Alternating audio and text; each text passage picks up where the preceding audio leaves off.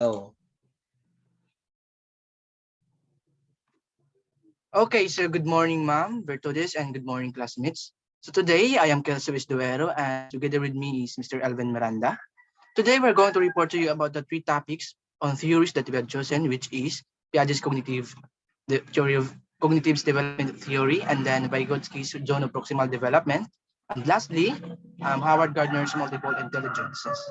So first, we'll talk about the first theory, which is Piaget's cognitive development theory.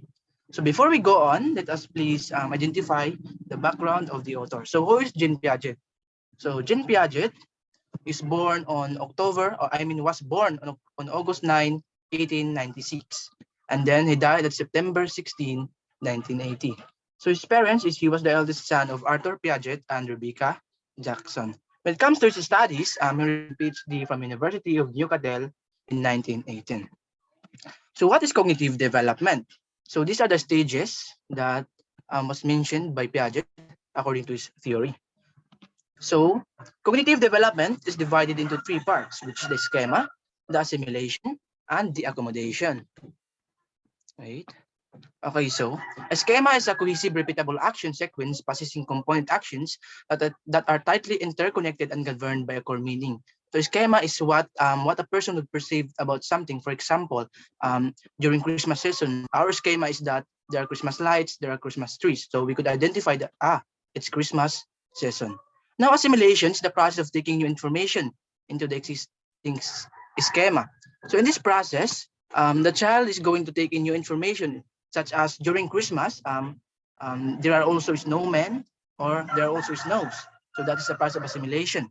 In accommodation, it is the changing or altering existing schemas owing to the new information provided or learned. So that would be for the cognitive development.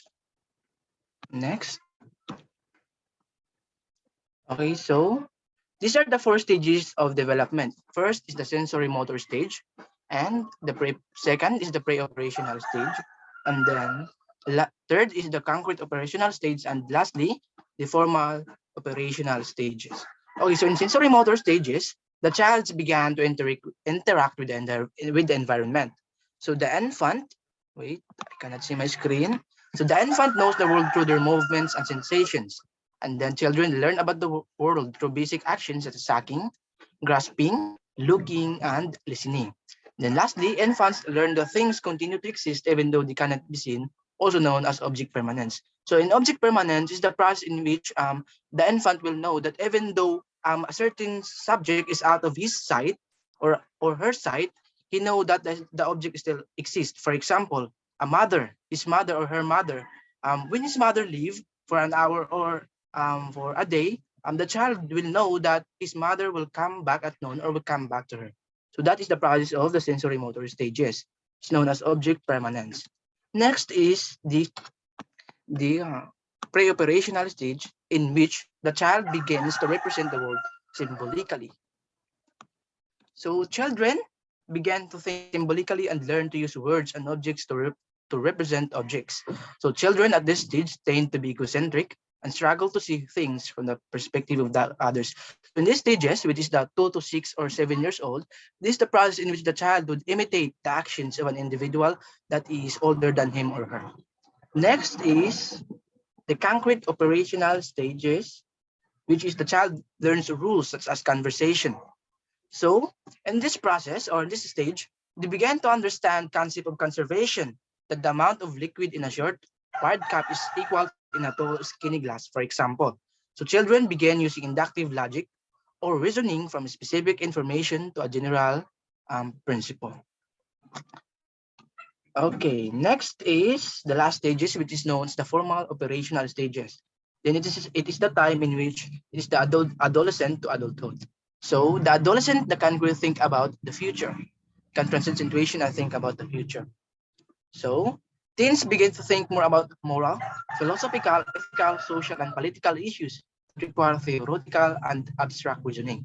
So they began to use deductive logic or reasoning from a general principle to specific information. So in these last stages of, according to Piaget, this is the process in which the students were going to be part of a certain community. and they began to actively involved in the community. So that would be for Piaget's cognitive theory of development. Now for the second theory, we'll go on Vygotsky's theory of learning.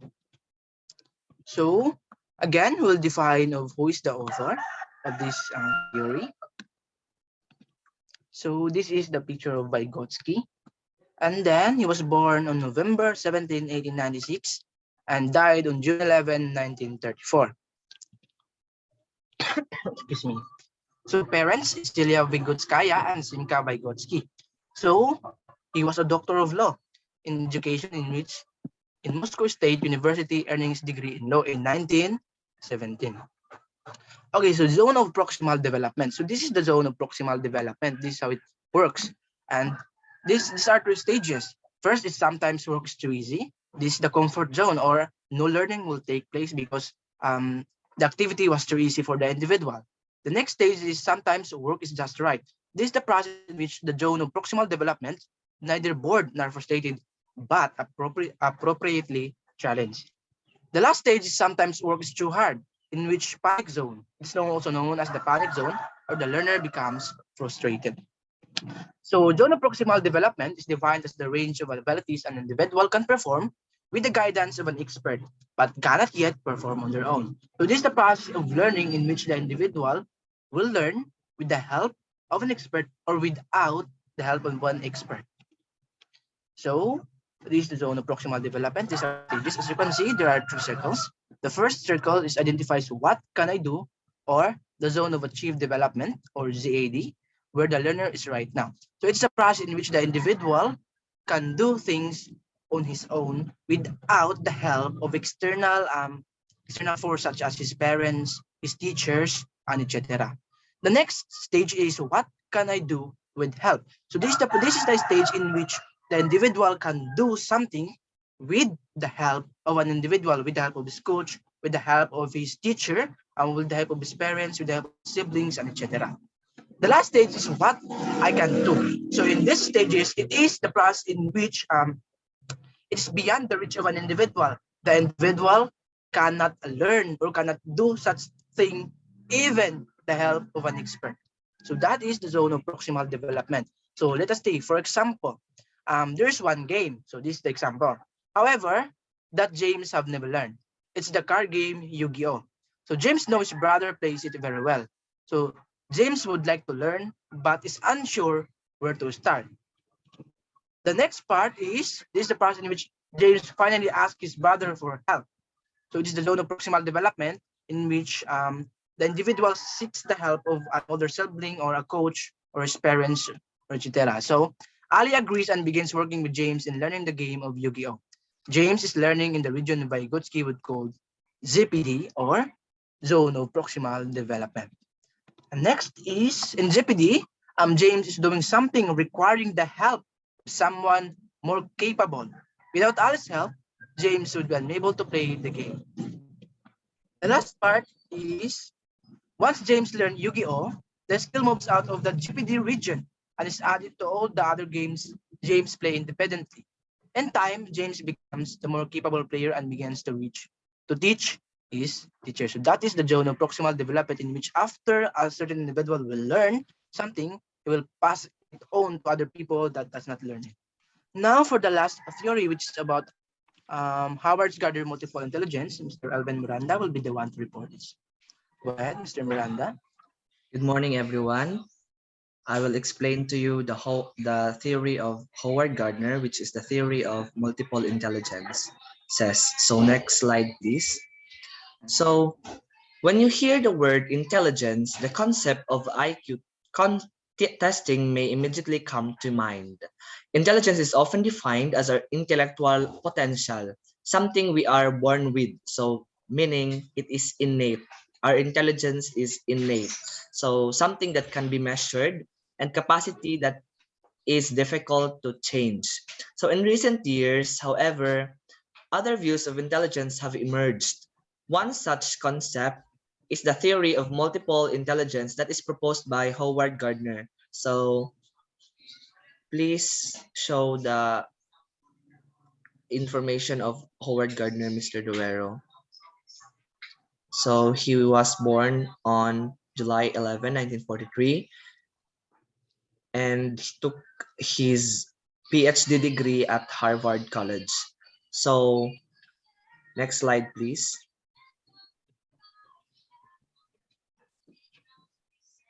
So the picture shows the different intelligences viewed or proposed by Gardner. But before I discuss each of the intelligences, I would like to expound first the concept of the theory of multiple intelligence. So next slide, please.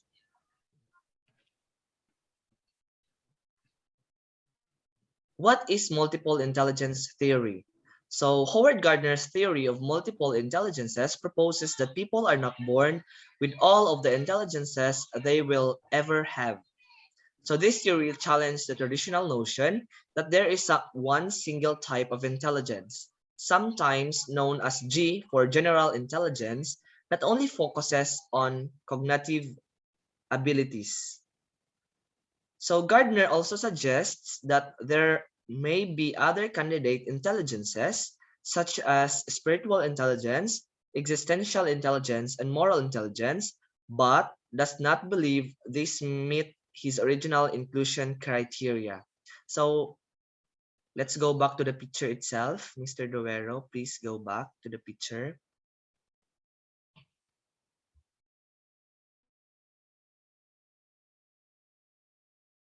So the 8 multiple intelligences. So first we have visual spatial. So people who are strong in visual spatial intelligence are good at visualizing things. So these individuals are often good with directions as well as maps, charts, videos, and pictures. So the potential career choices. So if you're strong in visual or spatial intelligences, the good career choices for you are architect, engineer, and even an artist, and a lot more. So let's proceed to the second one, which is the linguistic verbal intelligence. So people who are strong in linguistic or verbal intelligence are able to use words well, both when written or speaking. These individuals are typically very good at writing stories, memorizing information, and reading. So potential career choices are writer or journalist, since you are fond of reading and writing, lawyer, or even a teacher. So the third intelligence is the logical mathematical intelligences.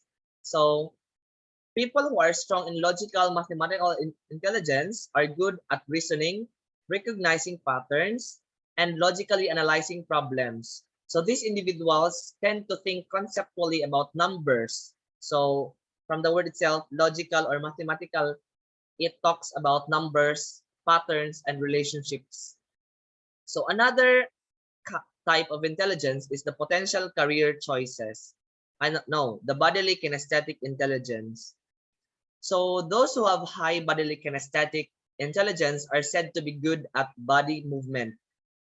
So like dancing or even acting, those are bodily kinesthetic activities.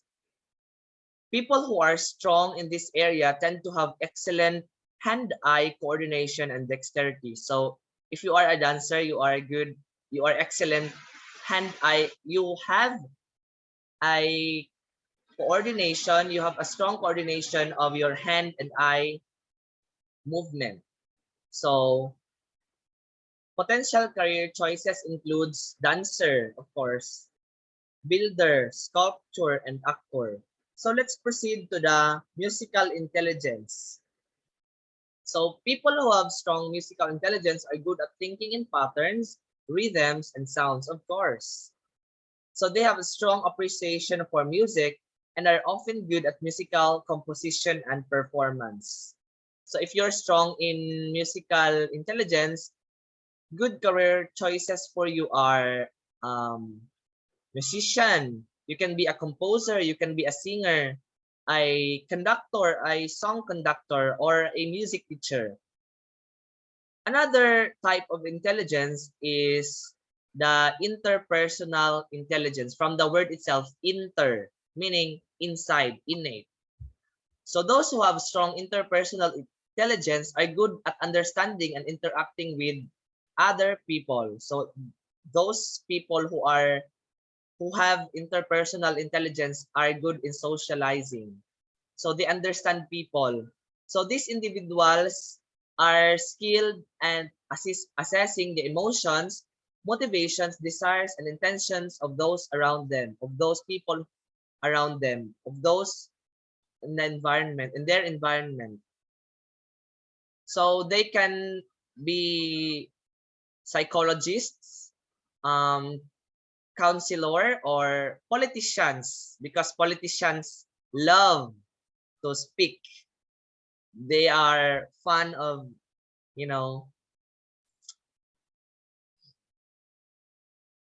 So another type of intelligence is the naturalistic intelligence. So naturalistic is the most recent addition to Gardner's theory. So this naturalistic type of intelligence is the last type of intelligence proposed by Howard Gardner. According to Gardner, individuals who are high in this type of intelligence are more in tune with nature and are often interested in nurturing, exploring the environment, and learning about other species. So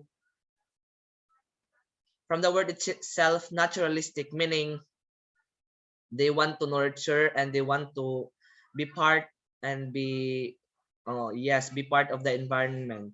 So if you are strong in a naturalistic intelligence, so good career choices for you are, of course, biologist, because biologist is the study of life itself.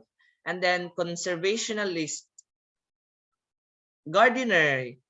If you want to be part of the nature, of course, you can be a gardener or a farmer.